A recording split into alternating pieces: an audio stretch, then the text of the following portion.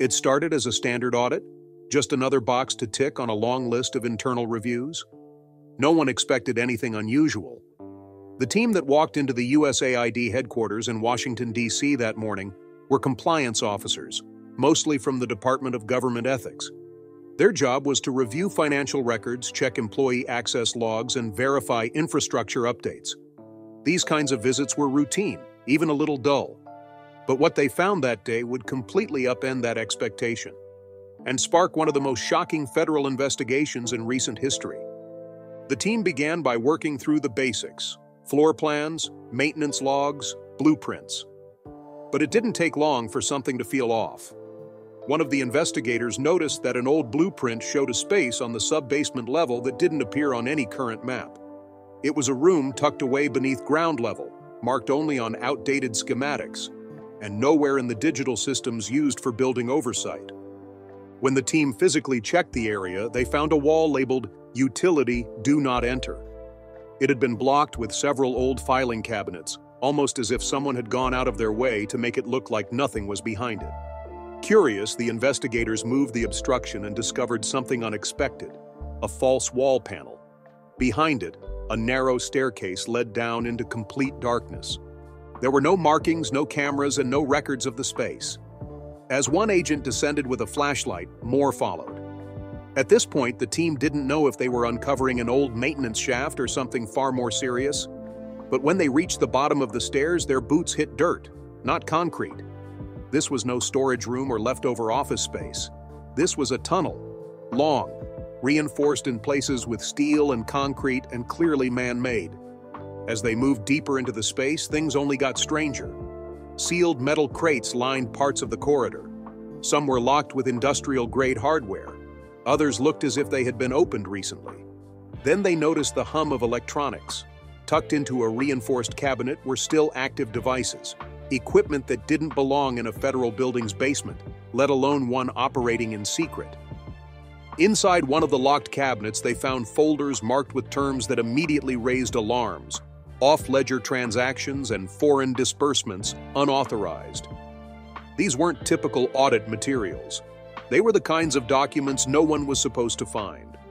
One crate, when opened, revealed what appeared to be banking records linked to offshore accounts, places known for financial secrecy like the Cayman Islands and Seychelles.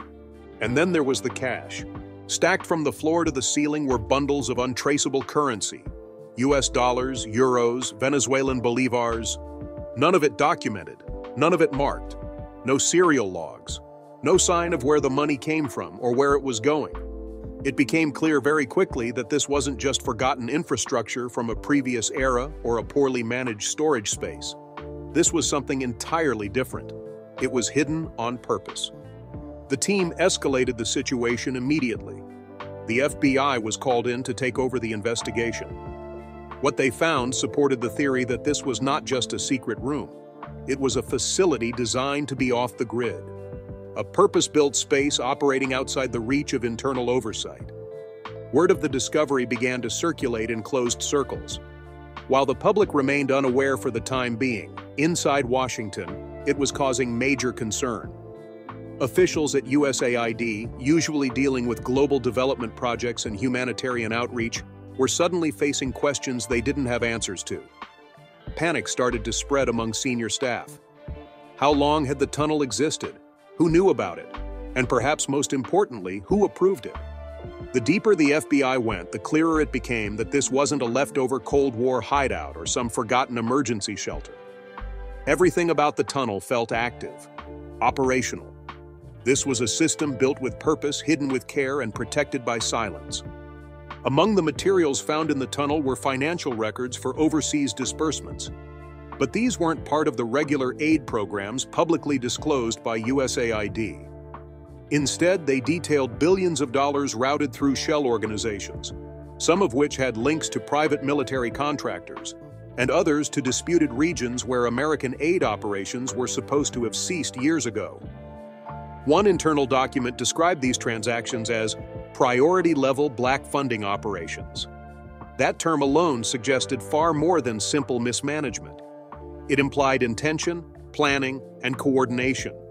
well beyond what anyone would expect from a development agency.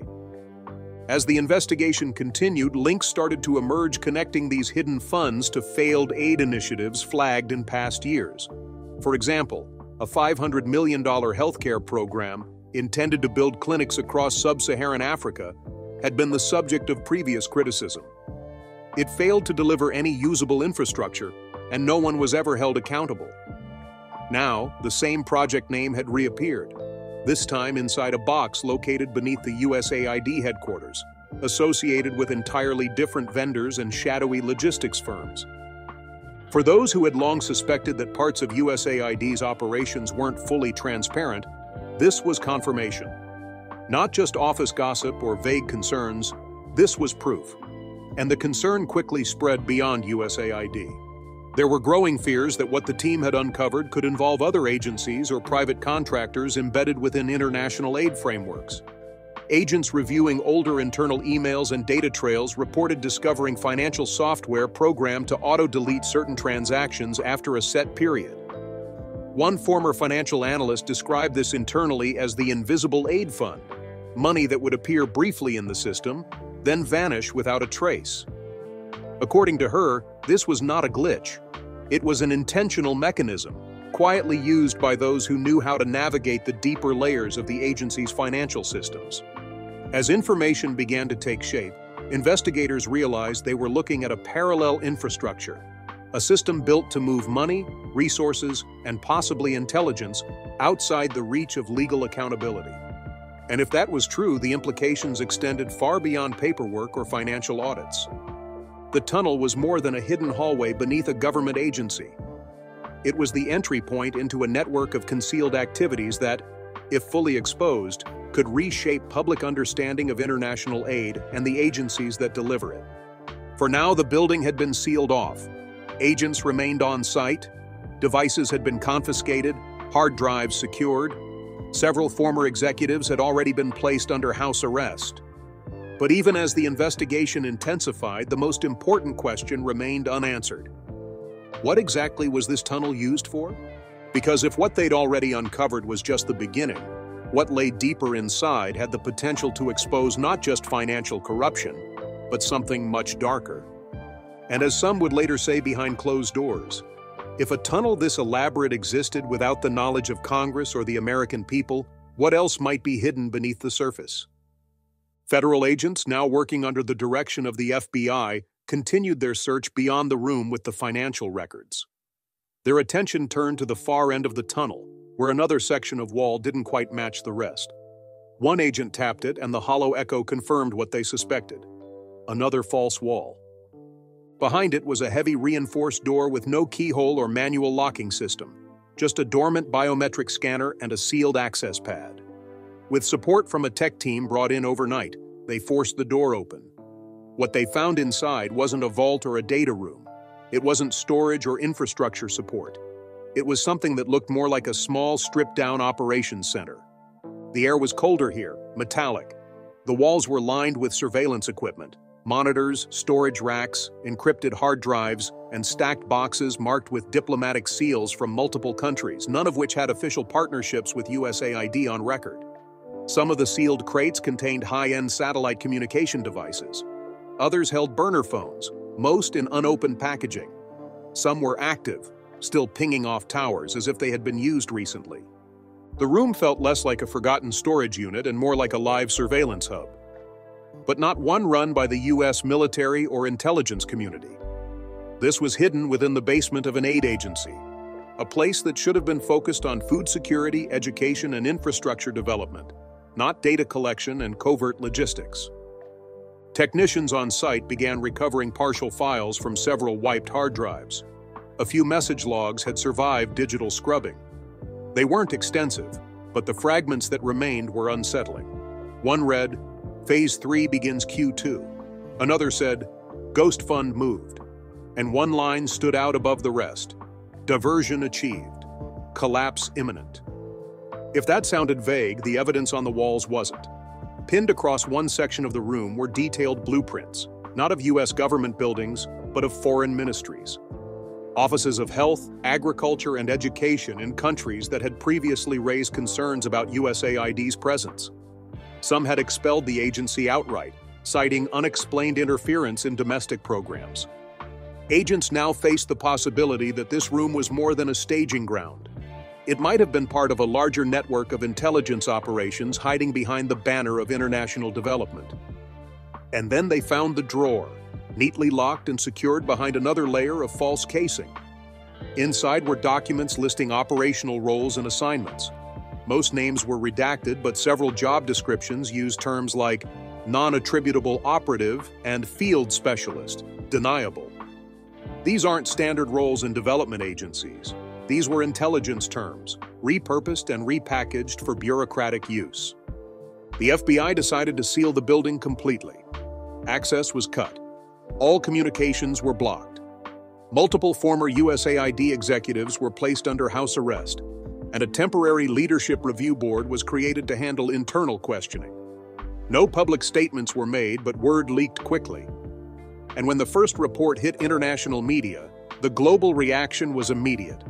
Within hours, leaders in Bolivia, Russia, Egypt, and several African nations released statements accusing the United States of using humanitarian aid as a front for espionage. These weren't new accusations, but for the first time they weren't based on suspicion. They were being validated by physical evidence. The tunnel and the equipment inside had changed everything. But what came next pushed the situation from alarming to something much worse. While cataloging the materials recovered, one agent noticed an encrypted drive marked only with a numeric code, P19_0419. After being passed to cyber specialists, the file was decrypted and revealed a document that would send ripples through every level of government. Its title was simple: Protocol 19. At first glance, the document appeared to be a contingency planning file. It outlined emergency measures for disaster relief, how to move supplies, personnel, and medical assets in case of a large-scale crisis. But the deeper investigators read, the less it looked like a humanitarian guide and more like a blueprint for domestic control. The language was ambiguous, too ambiguous for comfort. It included phrases like civil redistribution, containment perimeters, priority zone lockdowns, and narrative shielding. The file referenced key infrastructure points in major U.S. cities: Atlanta, Chicago, Los Angeles, New York. Each one was tagged with terms like Node Red or Fallback Echo. At first, these seemed like code names for supply hubs, but when cross-referenced against FEMA's official regional designations, none of them matched. In fact, FEMA had no knowledge of these classifications, nor any record of joint planning with USAID. This meant that the agency had created its own emergency response plan entirely separate from federal disaster agencies. Why would an international aid agency need to map out civilian movement and resource control within the United States? The file also contained metadata indicating it had been updated just weeks before the tunnel's discovery. And the signatures, several of them matched high-ranking former USAID officials, a Department of Homeland Security analyst, and 2 private contractors connected to intelligence consulting firms. There was more. Attached to the Protocol 19 file was a redacted memorandum titled Joint Civic Response Contingency, Tier 3. Almost all of it was blacked out, but one line remained visible. Control narrative must remain external. Use humanitarian trigger. The implications were immediate and deeply troubling. Was this a plan to manage the public during a real emergency? Or was it the outline of how to engineer one? Either way, it suggested an operational plan that extended far beyond USAID's public mission. As information leaked, whistleblowers began stepping forward, some anonymously, some through back channels to journalists. One former USAID official claimed the protocol had been drafted during the early days of the COVID-19 pandemic, when worst-case scenarios were being developed. According to this source, the plan was never intended to be implemented, but instead of being shelved when the crisis eased, it was quietly expanded. Another insider claimed that simulations were already being run in 3 U.S. cities under the guise of supply chain assessments. They alleged these tests had included communications drills, digital infrastructure stress testing, and regional coordination exercises. all done without notifying local governments. The fallout was immediate. Congress called emergency hearings. A committee was formed to examine the situation. USAID was ordered to release internal logs, travel records, and all files linked to Protocol 19. But just days before the first hearing, a cybersecurity analyst scheduled to testify was found dead in his apartment. The official cause was listed as suicide. No note was found. The timing raised eyebrows across the board. Online, the incident became known as the Protocol Panic. Forums exploded with theories. Cable news struggled to keep up with the evolving story. And lawmakers, for the first time in years, seemed genuinely rattled. The questions came flooding in. What exactly had USAID become? Who was really in charge of Protocol 19? And was this plan just a response to potential unrest or preparation for something more calculated? As agents continued their investigation, one thing became clear. They still hadn't reached the bottom. There were more doors, more chambers, and one final section of the tunnel, sealed off with thicker walls than the rest. If everything so far had been financial, digital, or psychological, what they were about to uncover next would take things into entirely new territory. Because hidden beneath the concrete, beyond even the encrypted servers, was a room that would raise an entirely different kind of fear. As agents moved deeper into the final stretch of the tunnel, they noticed a change in the environment. The walls were no longer rough concrete. They were smooth, reflective, metallic. The lighting dimmed automatically as they passed through a reinforced doorway embedded beneath a removable floor panel. There were no signs, no labels, and no logs indicating this section even existed. The agents referred to it simply as the chamber. It wasn't what they expected. Inside, they found what initially looked like a secure data vault, but there were no filing cabinets or servers in the traditional sense. Instead, the walls were lined with metallic containers, each marked only with serial numbers and barcodes. In the middle of the room sat a chair, bolted directly into the floor, facing a bank of monitors. The workstation had multiple biometric scanners, and the screens showed real-time footage, hundreds of feeds from all over the world. But these weren't embassy compounds or development project sites. They were private homes, rural areas, community centers, a small political meeting in Venezuela, a journalist's apartment in Nairobi, a children's clinic in Syria. None of these locations were listed in any known USAID project files. Forensic specialists working on site confirmed it. This wasn't archived footage, it was live. A network of covert surveillance had been operating, hidden beneath a humanitarian agency without oversight for an unknown amount of time. In a nearby locked cabinet, agents discovered binders filled with handwritten notes. Each one appeared to be a profile. Pages listed names, daily routines, affiliations, travel patterns, even health status. Some of the people being watched were on global watch lists, but not for terrorism. They were whistleblowers, journalists, academics, inspectors, people who had raised questions about USAID's operations in the past. Some profiles had handwritten marks beside them, track only. Others read, soft discredit campaign initiated. Still others included more disturbing language, apply external pressure, or consider phase 2 intervention. A separate folder labeled Controlled Dissidents outlined what appeared to be a tiered response plan for managing individuals seen as threats to USAID's public narrative. The pages read more like corporate playbooks than anything to do with foreign aid. Digital harassment techniques, psychological stressors, disinformation campaigns aimed at neutralizing credibility.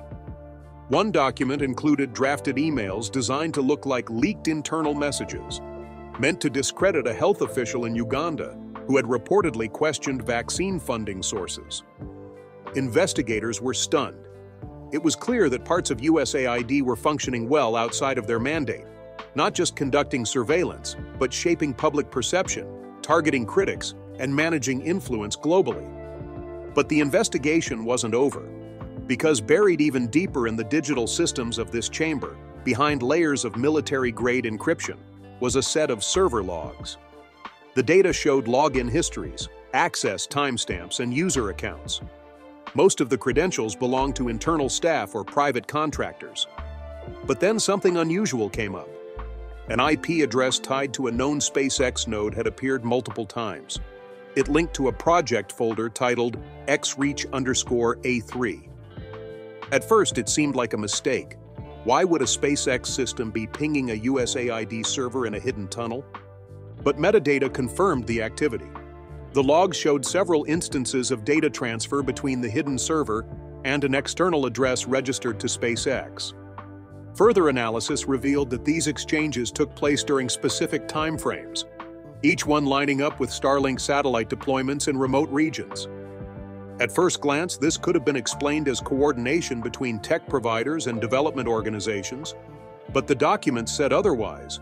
They described data points being collected from Starlink terminals installed under humanitarian cover, refugee camps, disaster zones, and remote aid projects.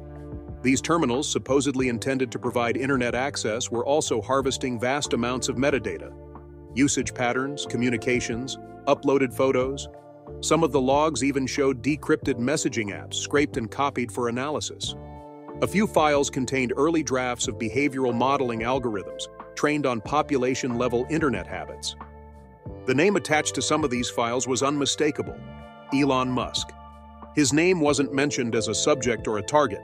It was in the digital fingerprints of the system itself, embedded deep in system pings and signature keys. One document included the line, "Elon has approved silent node expansions under humanitarian cover. No alerts to be triggered. USAID front confirmed." Investigators weren't sure what to make of it. Was Musk actively involved in this data-gathering program? Was he aware of how his technology was being used? Or was his infrastructure simply being repurposed by intelligence-linked actors operating within or alongside USAID? The answer wasn't clear, but the connection was now undeniable. Inside Washington, alarm bells were ringing. Closed-door briefings hinted at something called Sovereign Signal, a proposed program where private tech companies aligned with U.S. geopolitical interests under covert agreements. Some believed Musk had been approached as part of this framework. Others speculated that he'd offered infrastructure support in exchange for increased regulatory freedom abroad. The media hesitated. Legal teams warned against coverage. Some whistleblowers faced direct threats. But the public had already caught wind of the story. Forums exploded.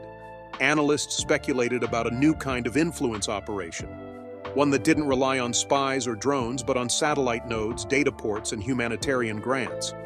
And still, the story wasn't finished, because behind one final steel door in the tunnel was something no one expected: a sealed laboratory, cold, sterile, recently abandoned. Tables were covered with biosample containers, vials of unknown substances, and lab equipment bearing the logos of now-defunct USAID contractors. Most containers had no labels, only barcodes and cryptic codes like PaxGene, Recurve 17, and Protovault. One of the walls bore a date, December 2019. That alone was enough to raise questions. It was the month the first reports of COVID-19 began circulating in Wuhan, China. It immediately raised suspicions about whether the lab had any connection to early research or tracking. A refrigerated container held biological material that matched strains listed in a Ukrainian database previously flagged by intelligence agencies for unusual experimentation. The working theory was that this tunnel lab functioned as a waypoint, a place where sensitive material could be moved without oversight. If true, it meant USAID may have participated in unauthorized biological research, completely off the books, and in violation of multiple international treaties. The implications were staggering. This wasn't just about misuse of funds, it wasn't just digital surveillance or data extraction. It was a systemic operation combining intelligence, influence, and potentially even biotechnological manipulation, all concealed beneath the identity of a humanitarian agency. And all of it, every document, every dollar, every terminal, was funded, at least in part, by taxpayers. As agents exited the tunnel for the final time, no one spoke. There was nothing left to say. Because in a matter of days, the narrative around USAID had changed forever. It was no longer simply a global aid organization. It had become a symbol of something else, something that blurred the line between international diplomacy, data warfare, and quiet domestic control. Congress launched new hearings. International leaders demanded accountability. Civil liberties groups began tracking USAID projects worldwide. And Elon Musk? He declined to comment publicly, but his name was now inextricably linked to one of the most complex intelligence scandals in decades. The tunnel may have been sealed, the files may be classified, but the questions remain. What is the real purpose of humanitarian aid in the 21st century? And if this is what's happening beneath a building in Washington, what else is happening in the places no one's dared to look? Thanks for watching. Let us know your thoughts in the comments. Are these just the actions of rogue actors, or the signs of a system designed to operate in the shadows? The truth may not be comfortable, but it's not going away.